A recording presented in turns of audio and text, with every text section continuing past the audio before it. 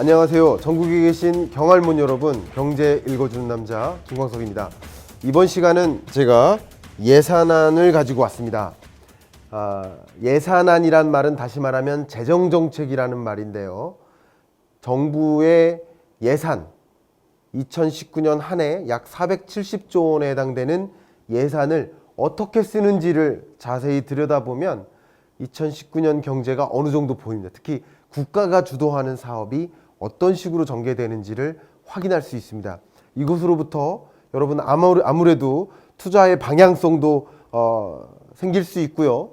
또 한 가지는 여러분이 특히 취약계층이나 주변에 출산 예정인 가구가 있다거나 그런 사람들로부터 이런 새로운 정책 지원이 있다는 것을 알고 살아가시는 것과 아닌 것과는 차이가 있겠죠. 어쨌든 이것은 다시 말하면 가계부입니다. 여러분, 가계부, 나라 가계부. 제가 이미 한 8월 달쯤에 정부의 예산안을 가지고 말씀을 드렸어요. 근데 정부의 예산안이 있는가 하면 그것을 국회 본회의에 통과시키는 과정에서 이게 변동이 있습니다. 다소 변동이 있어요. 어떻게 변동이 있었는지, 그래서 2019년 예산은 어떻게 펼쳐지는지 그런 내용을 좀 들여다보도록 하겠습니다. 그래서 2019년 재정정책의 방향 어떻게 될 것인가, 특히 그 예산안을 우리는 슈퍼 예산안이라고 했는데 결국 국회를 통과했습니다. 물론 산통이 있었지만 그 내용을 이야기를 전개해 보겠습니다. 국회에 얼마 전에 통과했습니다. 근데 실제 통과되어야 할 실제 날짜하고 한 6일 정도 지연돼서 통과가 됐죠. 그 지연되는 것이 왜 이렇게 반복되느냐? 근래 들어서 지연 안 되는 날이 거의 없는 수준으로. 근데 하루 이틀 지연된 게 아니라 6일 정도 지연됐으니까 결국은 승인을 해줘야 예산을 집행하고 발행을 하는데 실제 재정정책이 운용이 안 되는 거죠. 이런 것들이 뒤처지면 나머지 재정정책의 운용 자체가 늦어지기 때문에 이건 뭔가 문제가 있을 수 있는데 그런 것 좀 바로잡아야 되지 않느냐 하는 여러 가지 문제들이 많아요. 그런데 말씀을 드려보면 어쨌든 이런 과정에서 예산안이 이제 예산안 수정안이 통과가 됐는데 통과가 되는 과정에서 지연되는 이런 문제가 문제로 삼을 수 있느냐 아니냐로 판단한다면 왜 지연되냐면 정리를 해보면 첫 번째는 예산안에 문제가 있을 때 지연될 수 있습니다. 이것은 긍정적인 의미가 있습니다. 예산안을 바로 잡고 더 좋은 방향으로 예산안이 쓰여지기 때문에 국민의 혈세, 세금을 더 적절한 곳에 배분하고 쓰여질 수 있도록 교정하는 작업이니까 이게 지연되는 것은 긍정적이라고 또 볼 수도 있어요. 그런데 그런 문제가 아니라 다른 문제, 정치적인 문제로 지연되는 것은 우리가 좀 막아야 되지 않느냐 하는 이야기인데 역시 이번에 좀 정치적인 지연도 있었죠. 저는 이제 정치적인 문제에 대해서는 좀 설명해 드릴 능력도 부족하고 제가 잘 몰라서 이 부분은 제가 생략하겠지만 궁금하신 분들은 여러분 스스로 언론 검색을 통해서 확인해 볼 수 있을 거라고 생각이 됩니다. 어쨌든 먼저 2018년 8월에 발표했던 우리 기획재정부의 예산 계획안이죠. 어떻게 국가재정을 운영하겠다는 계획안을 잠깐 보여드리고 그다음 이거는 이미 보여드렸었죠. 보여드린 다음에 이번 국회 통과된 예산을 가지고 이야기를 전개해 보겠습니다. 앞서 제가 이미 경익남 시간에 보여드렸듯이 이거는 2017년에 계획했던 거고 2018년 8월에 발표했던 정부 예산안 계획이 빨강색이다. 그런데 2019년을 470조 원을 계획을 했었고 좀 더 기존보다 확장적인 예산안 계획을 발표한 것이다. 그렇죠? 확장적인 재정 운영 계획이라는 것은 경기를 부양시키기 위한 방향하에 있는 것이다. 이렇게 볼 수 있는 거죠. 그런데 좀 보이지 않으시겠지만 제가 최대한 보이도록 이렇게 했는데 잘 안 보이실 겁니다. 보시라고 제가 가져온 건 아니고요. 제가 제 개인 블로그에다가 이 영상과 함께 이 자료도 같이 올려놓겠습니다. 필요하신 분은 내다보시고요. 이 보도자료를 통해서 공개된 국회 통과된 우리나라 정부 예산, 2019년 예산을 좀 살펴보도록 하겠습니다. 늘고 줄고 그런 것들이 있어요. 이것을 하나하나 살펴볼 텐데요. 방금 보여드린 그 보도자료의 핵심이 이겁니다. 잠깐 설명드리겠습니다.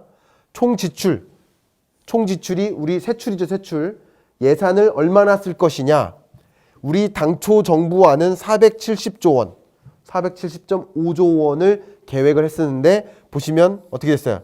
감액됐죠. 그러니까 국회 증감은 뭐예요? 0.9조 원, 약 1조 원 정도가 감액된 겁니다. 원래 국회를 통과하는 과정에서 정부안의 예산안은 항상 감액됩니다. 제가 이 부분도 잘 몰라가지고 전문가한테 좀 물어봤어요. 그러니까 예산안만 뜯어보는 전문가들이 있거든요. 전문가들한테 물어봤더니 국회는 예산을 감액하는 뭐라고 해야 되나? 감액하는 결정권만 있다는 거예요. 증액할 수는 없다고 하더라고요. 그런데 또 재미있게도 보면 감액을 해야만, 어떤 특정 부분에서 예산을 감액해야만 감액한 만큼을 뭐 할 수 있는 거예요? 자기 시도에, 자기 지자체에 유리하게 활용할 수 있는 거예요. 그래서 정치적으로 활용한다는 비판이 굉장히 난무하고 있죠. 결국은 감액을 해야만 자기 지자체를 위해서 국회의원들이 자기 지자체를 위해서 끌어올 수 있는 여지가 있는 거예요. 왜냐하면 감액 의사결정밖에 없는 거니까 그런 겁니다. 어쨌든 감액을 했다. 이 내용이 주가 되는데 어느 부분에서 주로 감액했는지를 봐야 되죠. 보도록 하겠습니다. 결국은 우리나라 재정지출이 2019년 재정지출이 9.5% 증가하는 겁니다. 여전히 그 전년 어느 때와 비교해 봐도 이 증가 폭이 굉장히 큰 거죠. 그러니까 확장적으로 재정지출을 할 계획하에 있는 겁니다. 그러니까 우리 경기가 굉장히 안 좋으니까 이 침체 국면에서 벗어나기 위해서 경기를 부양적으로 재정지출할 계획하에 있는 것이다. 이렇게 판단하면 좋은데요. 근데 제가 한 방송에 나가서 예산안에 집중적인 분석을 해보니까 제가 뭐라고 표현했냐면 산업, 중소, 에너지 부문의 예산에 집중할 필요가 있다, 주목할 필요가 있다라고 말씀을 드렸는데 이 부분을 설명드려 보겠습니다. 여기서는 아직 보기 좀 복잡할 텐데요. 간략하게 먼저 보고 더 집중적으로 설명드리겠습니다. 2018년의 예산과 2019년의 정부안과 최종안이 있는데 결국 국회를 통과하는 과정에서 총 지출은 줄었어요. 특히 보건복지 고용 부분이 줄었어요. 교육 부문도 줄였어요. 그리고 외교통일 부분이나 일반 지방행정 부분도 줄였고요.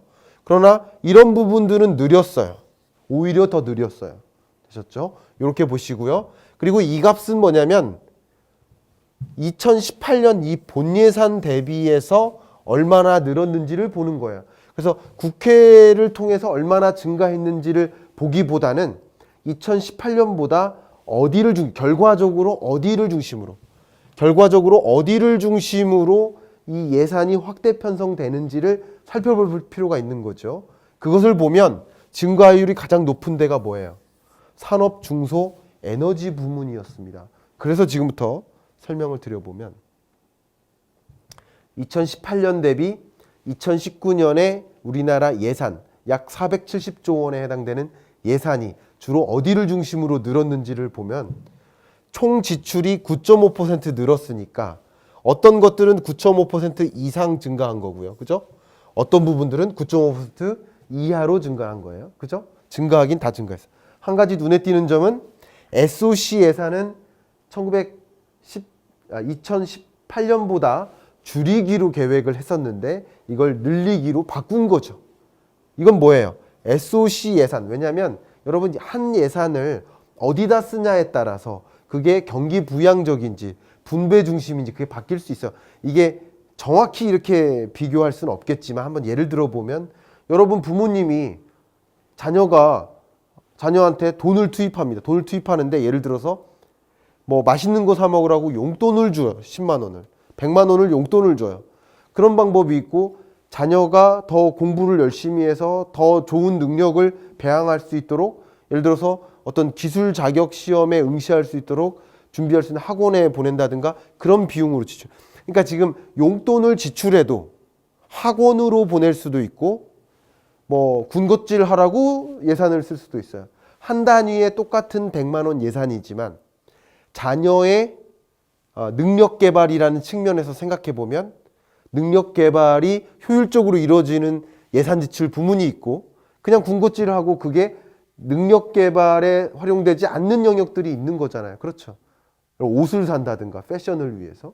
그러니까 예산 지출을 어디다 하느냐에 따라서 그 자녀가 어떻게 더 성장할 수 있는지 여부에 영향을 줄 수 있듯이 정부의 예산도 여러 가지 부문에 쓸 수 있지만 그게 어느 부분에 투입했을 때 더 경기 부양적인지 아니면 더 양극화를 해소하기 위한 분배적인 지출인지 이게 달라지거든요. 그런데 기존에는 정부의 예산안에서는 보건복지 고용 부문에 더 집중적으로 투입을 했었는데 보시면 SOC 예산을 조금 더 확대하는 방향. 이게 뭐예요?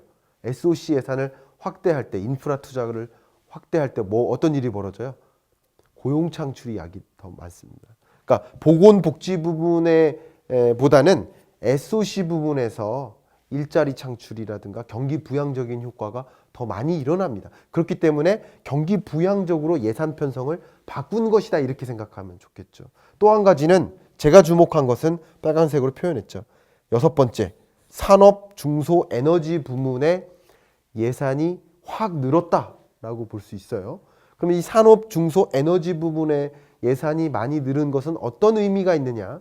물론 제가 이 짧은 시간 안에 모든 예산을 다 뜯어내면서 설명드릴 수는 없습니다만 몇 가지 산업, 중소, 에너지 부분에 해당하는 예산과 또 경할몬 여러분 그리고 이 경제 읽어주는 남자 이 애청자 여러분들을 위해서 몇 가지 조언해 드릴 만한 특히 취약계층도 계실 거고 출산을 준비하시는 여러분도 있을 거고 다양한 분들이 있으니까 몇 가지 포인트들만 정리해서 좀 전달을 드려보도록 하겠습니다. 제가 한번 나름대로 정리를 했습니다. 그러나 세부적인 내용은 제가 자료를 제 블로그에 공유를 해 드렸으니까 한번 시간을 두고 읽어봐 주셔도 좋을 것 같습니다. 제가 생각하는 첫 번째 가장 중요한 부분은 바로 스마트 산단 조성입니다. 주력 산업의 경쟁력을 강화하는 방향이다. 보시면 산업단지를 고도화할 계획입니다. 이게 뭐냐면 스마트 팩토리 보급하고 이런 것들을 정책적으로 지원하겠다라는 겁니다. 그래서 스마트 팩토리를 준비하는 중소기업 여러분들은 이런 정부 지원들을 적극적으로 활용해서 이 기회에 스마트타이즈 하면 되지 않을까 하는 그런 생각을 해봅니다. 또 우리나라의 수출 환경에 리스크가 굉장히 커지잖아요. 그러면 아세안 국가나 이런 신남방 시장에 대한 진출 기회를 더 노려야 되는데 위기 신흥국이 아닌 안정적인 신흥국을 더 찾아서 수출 시장을 다각화, 다변화해야 될 텐데 그런 부분에도 예산이 집중적으로 사용될 것이다라는 발표가 있습니다.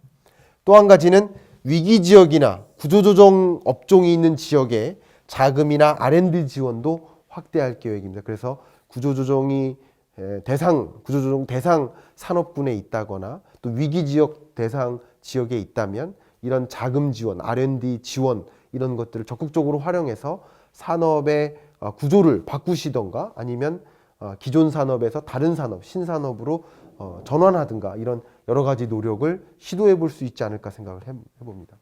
다음 또 중요한 이슈가 바로 미래 대비 투자를 확대하는 건데요. 많이 이슈가 되는 것이 바로 규제 샌드박스 3법 통과입니다. 이거 다 아시겠지만 이런 것과 관련돼서 규제 완화 기조에 필요한 여러 가지 인프라를 구축하는 데 많은 투자를 하겠다라고 발표를 했고요. 또 한 가지는 5G 상용화 대비해서 5G 시험망을 조기 구축하는 겁니다.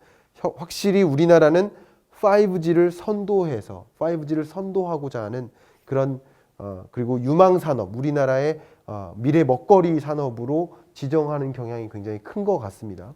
그래서 이 5G 상용화에 대한 지원, 정책적인 지원도 상당히 있고 결국 이 5G에 기반한 이 새로운 통신 서비스에 기반한 새로운 여러 유망 서비스 이런 영역에 대한 관심도 투자나 여러분 직접 사업 경영하거나 하시는데 적극적으로 활용하실 수 있었으면 좋겠습니다. 다음은 말씀드렸듯이 경할못 경익남 애청자 여러분들을 위해서 몇 가지 팁을 드린다면 맞춤형 지원을 하기로 했는데 첫 번째, 저출산 문제를 해결하고자 합니다. 어떤 지원이냐? 소득에 무관해서 아동수당을 월 10만 원 지급하겠다. 2019년 1월부터일 겁니다. 그래서 소득이 많아서 아동수당 지급의 대상이 안 됐던 분들은 이제 월 10만 원씩 정부가 아동수당을 줍니다.